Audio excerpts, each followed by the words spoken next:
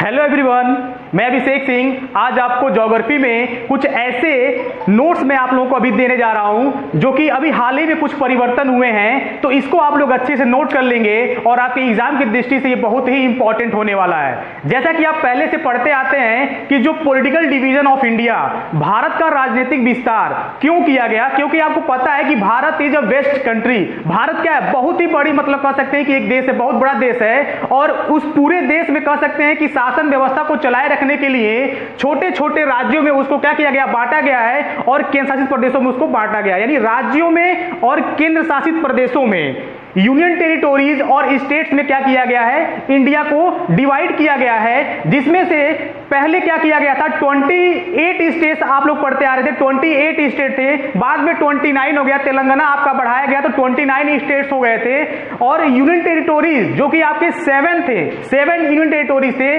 बाद में आर्टिकल आपका 370 था, धारा 370 जब समाप्त किया गया तो उसके बाद जम्मू कश्मीर और लद्दाख 2 केंद्र शासित प्रदेश नए बने, जिनको जोड़ने के बाद टोटल 9 केंद्र शासित प्रदेश हो गए थे।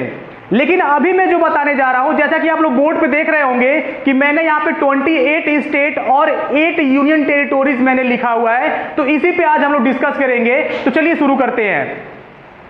Political division of India, Bharat का राजनीतिक विस्तार। जैसा कि मैंने अभी बताया कि भारत का राजनीतिक विस्तार क्या है, बहुत ही बड़ा है, जिसके लिए राज्य और केंद्र शासित प्रदेशों में इसको बांटा गया है, जिसमें आपके टोटल आपके 28 स्टेट्स हैं। जैसा कि आप देख रहे होंगे लाइन से मैंने स्टेट्स के नाम लिखे हुए हैं, आप इसका स्क्रीनशॉट लेकर के इसको लिख सकते हैं, आपको पहले से भी याद होगा। लेकिन आप सोच रहे होंगे कि इसमें 29 स्टेट्स थे, 29 राज्य थे, लेकिन यहां पे 28 कैसे हो गया। तो आपको मैं बताऊं कि जब आर्टिकल 370, जब आपका धारा 370 जम्मू और कश्मीर से समाप्त किया गया तो जम्मू कश्मीर को क्या कर दिया गया, केंद्र शासित प्रदेश घोषित कर दिया गया।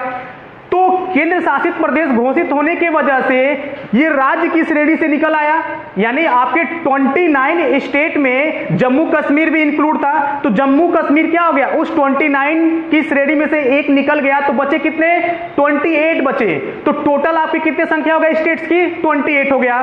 तो जम्मू कश्मीर और लद्दाख जब आपके यूनियन टेरिटोरीज में आपके जोड़े गए तो टोटल 29 हो गया। लेकिन यहां पे मैंने केवल 8 लिखा है, तो अब ये 8 कैसे हो गए यूनियन टेरिटोरी। यही आपका मेन चीज है एग्जाम की दृष्टि से, और ये इस बार के एग्जाम में, कोई भी कंपटीशन के एग्जाम में इस बार ये क्वेश्चन जरूर बनेगा, क्योंकि यहां पर यूनियन टेरिटोरी जो केंद्र शासित प्रदेश हैं वो 8 हो गए हैं। और ये 8 क्यों हुए हैं, क्योंकि दादर नागर हवेली और दमन दीव, इन दोनों को आपस में मर्ज कर दिया गया, दोनों को आपस में मिला दिया गया है। कब, 26 जनवरी 2020 को, किसके तहत, यूनियन टेरिटोरीज एक्ट 44 2019 के तहत पास किया गया लोकसभा और राज्यसभा में। यानी लोकसभा और राज्यसभा के द्वारा यूनियन टेरिटोरीज एक्ट 2019 के तहत दादर नागर हवेली और दमन दीव को एक साथ मिला दिया गया, जिसकी वजह से ये जो 2 केंद्र शासित प्रदेश थे मिल करके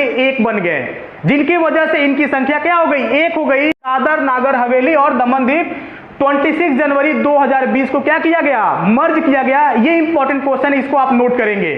और उसके बाद आपका देख सकते हो कि फर्स्ट जो यूनियन टेरिटोरीज आपका केंद्र शासित प्रदेश है अंडमान एंड निकोबार, फिर उसके बाद दादर नगर हवेली एंड दमन दीव, फिर उसके बाद आपका न्यू दिल्ली, पुदुचेरी, लक्षद्वीप, चंडीगढ़, जम्मू एंड कश्मीर और लद्दाख। तो जम्मू एंड कश्मीर एंड लद्दाख ये आर्टिकल 370, जब धारा 370 जम्मू कश्मीर से समाप्त किया गया, उसके बाद ये दो कह सकते हैं कि यूनियन टेरिटोरीज नए बनाए गए, ठीक है। और दमन दीप और दादर नगर हवेली को 26 जनवरी 2020 को जो यूनियन टेरिटोरीज एक्ट 44 2019 के तहत राज्यसभा और लोकसभा से क्या कर दिया गया, पास कर दिया गया, जिसके वजह से ये दोनों क्या बन गए, एक केंद्र शासित प्रदेश बन गए। तो उम्मीद करता हूं कि ये इंपॉर्टेंट नोट्स आपको बहुत ही अच्छे समझ में आया होगा, क्योंकि बहुत सारे कंफ्यूजन है। बहुत लोग कहते हैं 29 स्टेट्स है और 7 टेरिटोरीज है, कुछ लोग कहते हैं कि 9 है, तो आपको कंफ्यूज नहीं होना है। 28 स्टेट्स इन प्रेजेंट, यानी वर्तमान समय में 28 स्टेट हैं और आपके 8 यूनियन टेरिटोरीज हैं। तो उम्मीद करता हूं कि यह आपको समझ में आया होगा। मैं यहां से हट जा रहा हूं, आप इसका स्क्रीनशॉट ले करके आप इसको नोट कर सकते हैं और अपनी कॉपी में नोट करके एग्जाम की अच्छी तैयारी करेंगे। तो उम्मीद करता हूं कि आपको यह वीडियो बहुत ही अच्छी लगी होगी, और अगर अच्छी लगी होगी तो शेयर करिएगा, लाइक करिएगा और सब्सक्राइब करिएगा। धन्यवाद।